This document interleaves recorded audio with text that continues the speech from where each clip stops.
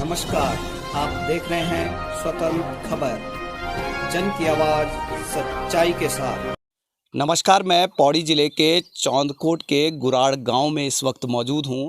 आपको बता दूं कि गुराड़ गांव जो कि तीलू रौतेली का जन्म स्थान है। आपने सुना होगा, कहानियाँ सुनी होगी कि एक लक्ष्मीबाई जो है वो उत्तराखंड के गढ़वाल में भी उसने जन्म लिया था और ये वही गांव है गुराड़ जहां पर तीलू रौतेली ने जन्म लिया था।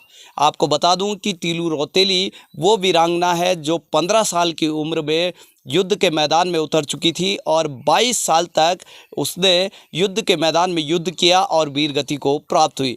इस दौरान 13 गढ़ों पर वीरांगना तीलू रौतेली ने अपनी विजय पताका लहराई। वहीं आपको बता दें कि वीरबाला तीलू रौतेली का जन्म चौंदकोट के गुराड़ पट्टी में हुआ था, जो कि जहां पर हम खड़े हैं ये उनका पैतृक गांव है। वहीं आपको बताएं कि उनके पिता भूप सिंह जो गुराड़ के थे वो गढ़वाल नरेश के दरबार में सभासद थे।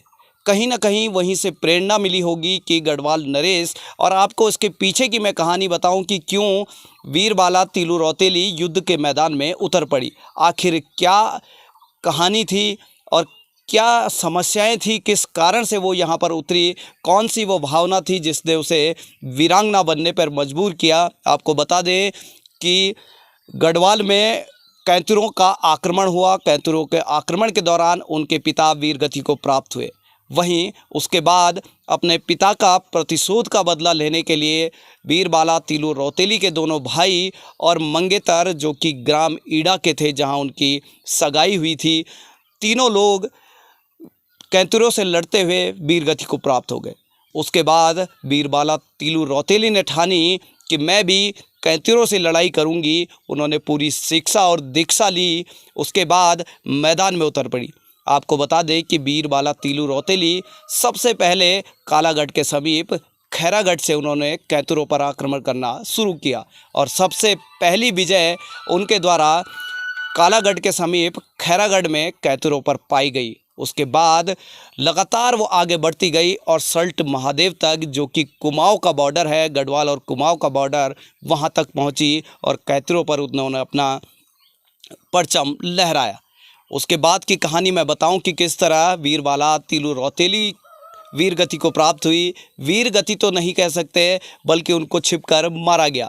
वहीं बीरोखाल के कांडा मल्ला के पास जहां उनका बचपन बीता था, और कांडा मल्ला में आज भी वॉलीबॉल प्रतियोगिताएं, तमाम प्रतियोगिताएं उनकी शहादत में मनाई जाती हैं। कांडा मल्ला में जब वो विश्राम के बाद स्नान कर रही थी और पानी पी रही थी पूर्वी नयार में, उस दौरान कैंतुरों द्वारा छिपकर उनको मारा गया। ये कहानी थी वीरबाला तीलू रौतेली की। अब मैं बताने जा रहा हूं कि जो उनका पैतृक गांव, जहां उनका जन्म स्थान है गुराड़ में, पैतृक गांव में जो उनका जहां जन्म हुआ और जिस धरा पर ऐसी वीरांगना जन्मी है, उनके पैतृक घर को भी मैं दिखाना चाहूँगा कैमरामैन से कि आप दिखाएं कि किस तरह का ये घर था। पौराणिक 17वीं शताब्दी में ये बना हुआ घर है और 17वीं शताब्दी में देखिए इसकी कारीगरी। लेकिन दुख का विषय यह है कि इस घर में सरकार द्वारा इसको संजोकर रखने के लिए कोई कार्य नहीं किया गया है। बड़ा दुख होता है कि ऐसी वीरांगना जिसके नाम पर पूरे उत्तराखंड में तमाम पुरस्कार जरूर वितरित किए जाते हैं, लेकिन जो उनका जन्म स्थान है वहाँ पर संरक्षण नहीं किया जाता है। आप देख रहे होंगे कि अंदर तक पूरी चीज़ें टूट चुकी हैं, पूरा खंडर बन चुका है। अगर मैं दिखाऊं, अंदर दरवाजे बंद है, ताले लगे हैं, मगर ऊपर से हम देखेंगे तो ये खंडर बन चुका है।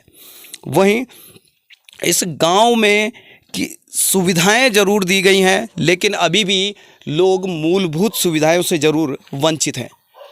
बात करें हम अगर तीलू रौतेली जैसी वीरांगना की, तो उनका जो जन्म स्थान है, यदि किसी अन्य प्रदेश में होता तो ज़रूर उसको संजोकर रखा जाता, हेरिटेज निर्माण किया जाता और हेरिटेज भवन के रूप में यहाँ पर इसको विकसित किया जाता। और साथ ही साथ इसमें बहुत सारी ऐसी चीज़ें होती जो कि प्रदेश सरकार के लिए रेवेन्यू भी प्राप्त कर सकती थी, और यहाँ पर इस हेरिटेज भवन से हम बहुत अच्छी खासी आमदनी भी प्राप्त कर सकते थे।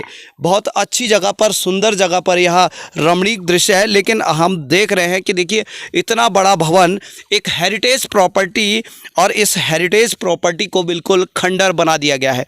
ये देखिए आप, गढ़वाल की विरासत जिसे हम तिबरी बोला करते थे, और इस विरासत में आप देख रहे होंगे किस तरह की कारीगरी है। 17वीं शताब्दी में यह बना है। 17वीं शताब्दी में बिना मशीन के, हाथ के कारीगरों द्वारा ये कार्य किया गया, लेकिन ये खंडर बन चुका है। कहीं ना कहीं प्रदेश सरकार को इसको संजोने की ज़रूरत है, क्योंकि हेरिटेज प्रॉपर्टी बनेगी, प्रदेश सरकार के लिए आय का स्रोत बढ़ेगा। साथ ही साथ वीरांगना तीलू रौतेली का नाम जिस तरह अमर है, उसके साथ साथ उनका नाम और भी आगे बढ़ेगा, और आने वाले जो देश विदेश से जितने भी पर्यटक यहाँ पर पहुँचते हैं वो लोग इसका देख पाएंगे, इसकी कहानी देख पाएंगे, इसको देख पाएंगे। और साथ ही साथ गढ़वाल का नाम भी ऊंचा होगा, कहीं ना कहीं उत्तराखंड का नाम भी ऊंचा होगा।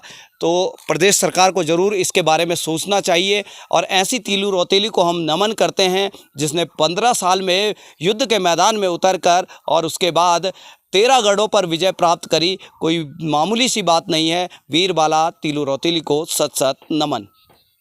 अपने क्षेत्र की खबर के लिए चैनल को सब्सक्राइब करें, बेल आइकन दबाएं, सबसे पहले खबर को पाने के लिए।